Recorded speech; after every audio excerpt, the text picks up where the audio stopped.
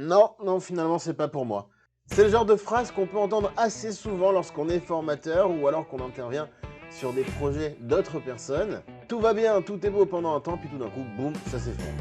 Alors aujourd'hui, j'ai décidé de revenir sur un sujet super important pour tous les porteurs de projets, comment vaincre la démotivation une bonne fois pour toutes en y appliquant des petites astuces, des petits hacks que j'ai prévus spécialement pour vous.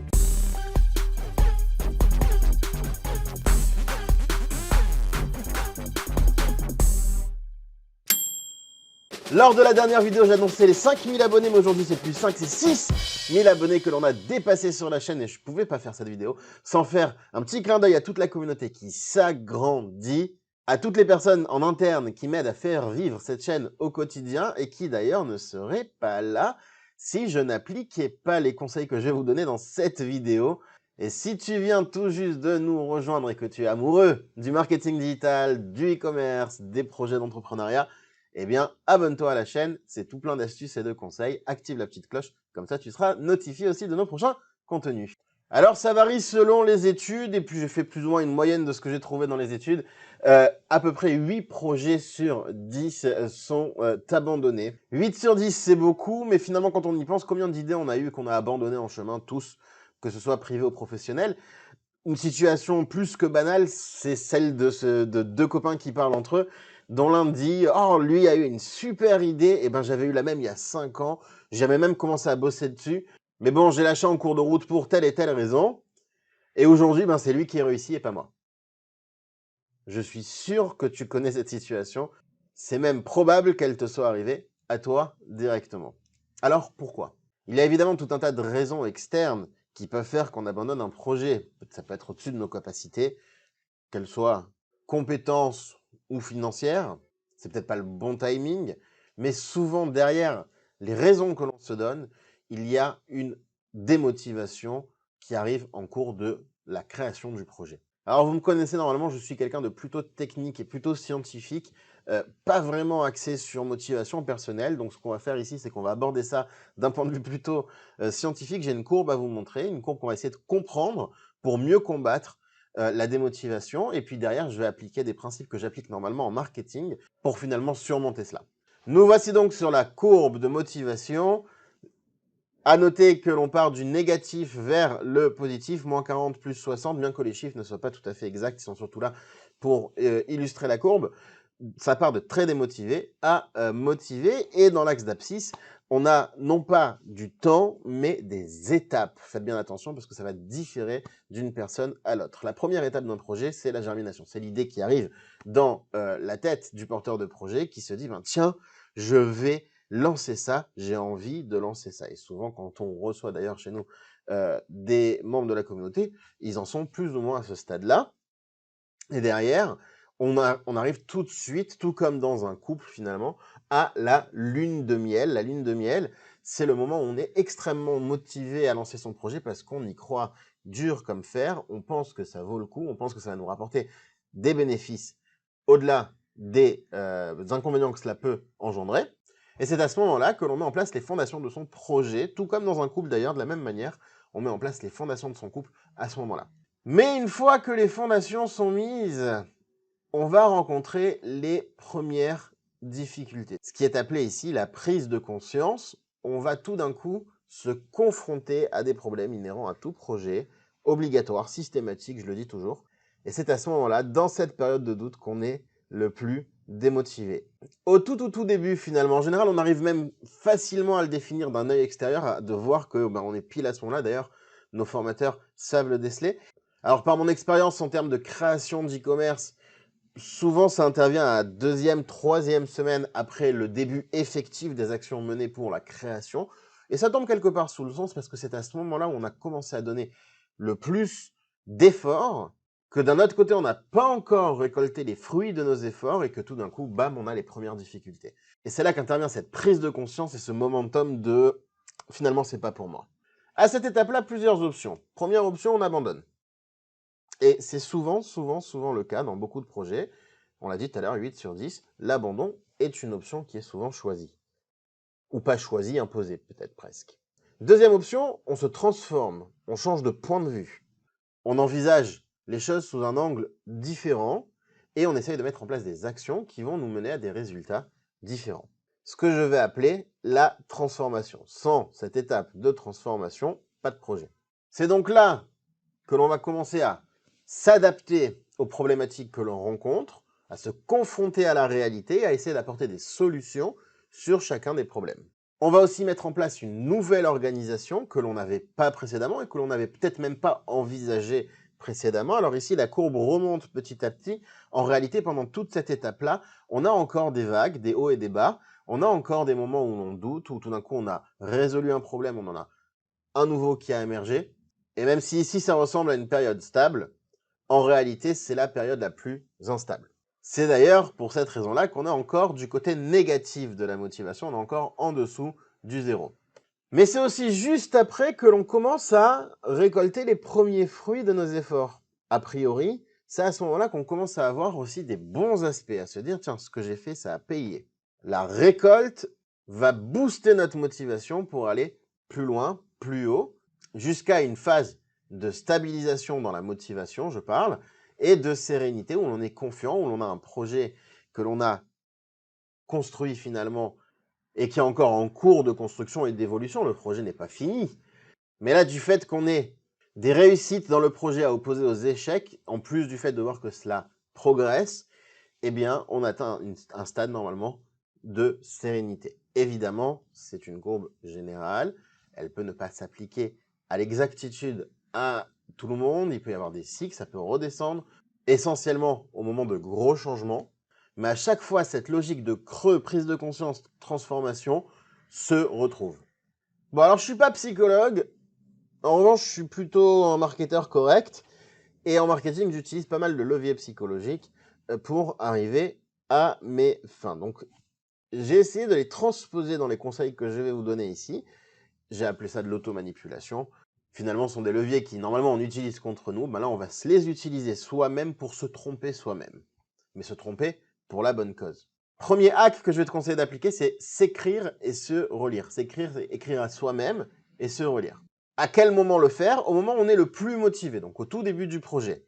Et à chaque fois que l'on ressent une forte motivation, on va écrire réellement, on va prendre un papier ou sur l'ordinateur, pourquoi je veux faire ce projet, pourquoi j'y crois, quels bénéfices je pense pouvoir en tirer, quelles difficultés je pense rencontrer, comment je devrais les surmonter quand je vais les rencontrer, et qu'est-ce que je veux dire à moi-même si je me démotive. Le fait d'écrire, de coucher cela sur papier, ça va créer un engagement, c'est-à-dire que c'est une petite étape que tu as fait qui t'engage pour la suite. C'est très très bien détaillé dans le livre de Cialdini. J'ai fait une vidéo sur le sujet, sur les 6 principes de persuasion. C'est l'un d'entre eux que j'utilise ici. D'ailleurs, dans le livre des 6 principes de persuasion de Cialdini, on a tout un passage qui parle des soviétiques qui obligeaient les prisonniers américains à participer à des concours d'écriture pour les bienfaits du communisme, et avec à la clé pour gagner des cigarettes. Les prisonniers qui participaient à ces concours-là ont joué le jeu, écrivaient des pamphlets pour le communisme alors qu'ils y croyaient absolument pas, et finalement ils ont réussi à les convaincre alors que c'est les prisonniers eux-mêmes qui écrivaient pour eux-mêmes. Et derrière, quand ils sont rentrés aux États-Unis, ils étaient complètement déboussolés, ils ne savaient plus à quel sens se vouer. Il y a eu un lavage de cerveau, non pas parce qu'on leur a rentré des idées communistes dans la tête, mais parce que eux-mêmes les ont mis par écrit alors qu'ils n'y croyaient pas. Là, c'est un peu le même principe, sauf qu'on va l'appliquer à notre motivation. Et derrière, lorsque l'on va se sentir un petit peu démotivé, on va rouvrir ce texte et on va relire ce qu'on s'est écrit, et ça va nous permettre de nous donner un coup de boost, on va se rappeler pourquoi et comment on fait ça. Alors, on n'est pas obligé de l'écrire sur un bout de papier. On peut aussi tenir un blog ou l'écrire dans sa page Facebook. On fait d'une pierre deux coups, du marketing avec. On utilise notre histoire personnelle, la création du business pour fédérer une communauté autour de notre projet. Ce qui nous amène d'ailleurs au point suivant, le fait de raconter. Raconter ce que l'on fait à son entourage ou sur les réseaux sociaux, comme quoi ça a des bons côtés, eh bien ça va nous permettre d'être cohérent par la suite. C'est comme un fumeur qui vous dit « j'ai arrêté de fumer » et qui le crie sur tous les toits. C'est une technique très connue pour arrêter de fumer. Enfin, ça ne permet pas l'arrêt total, mais en tout cas, ça aide à arrêter, qui le crie sur tous les toits, eh bien, au moment où il va rallumer une cigarette, il va se dire: «Non, j'en ai trop parlé, je peux pas me faire ça, je perds ma cohérence, j'en ai trop parlé autour de moi». Pareil pour un régime, pareil pour tous les projets. Donc ça s'appelle le principe de cohérent. On veut être cohérent avec ce que l'on a dégagé dans le passé comme image, et c'est pour ça qu'en parler à son entourage, c'est une très, très, très bonne chose. Attention à qui on en parle, cela dit. Il y a un entourage très proche de nous qui peut être nocif, qui peut être contre-productif, celui à qui on va parler de son projet et dont on sait qu'il ne va pas nous faire confiance pour le projet, qu'il va tout de suite chercher les mauvais aspects à nous apposer. Peut-être que on va nous dire qu'on n'est pas suffisamment compétent, que c'est pas fait pour nous, etc. Et qui, au moment où, justement, on va être démotivé, va nous sortir de « Tiens, je te l'avais bien dit ». Alors, ce mec-là, on ne le veut pas. Et pourtant, en général, c'est souvent les plus proches. Ça peut être des parents, des frères, des sœurs ou des gens extrêmement proches. Donc, pas forcément choisir les plus proches. Choisir des personnes bienveillantes, ça peut être un collègue ou encore, comme je l'ai dit, les réseaux sociaux. L'idée, c'est de ne pas d'en parler qu'une seule fois et puis après, bon, ben, tout le monde va oublier. Non, non, l'idée, c'est d'en parler en continu. C'est de raconter, ben tiens, cette semaine, j'ai fait ça, tiens, là-dessus, j'ai avancé sur ce point-là. Oui, où tu en es ton projet, etc. Ça va donc même éveiller des sujets de conversation. Et le détailler à chaque fois qu'on avance, à chaque fois qu'on rencontre une difficulté, etc. Ce qui donnera du poids à notre principe de cohérence au moment où on sera un peu plus démotivé. Acte 3, s'inspirer. Alors, on va croire que je prêche pour ma paroisse, mais en fait, pas du tout. Prenez n'importe qui, quelqu'un en qui vous avez confiance, un mentor, un formateur, un coach, ou même un bon ami qui s'est lancé dans un projet du même genre, ou qui est de bons conseils, ça peut être une grand-mère, mais choisissez quelqu'un qui n'est pas avare de conseils et qui est même capable parfois de vous bousculer.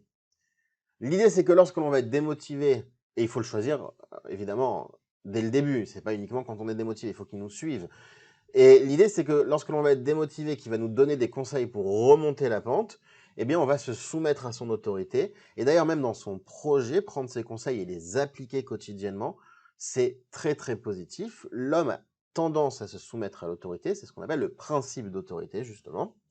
Et cette soumission, on peut l'apercevoir de façon négative, mais en réalité, cette soumission, c'est ce qui permet au monde de tourner aujourd'hui. C'est ce qui permet à des États de se maintenir, à des professeurs d'enseigner et à des sociétés de se diriger.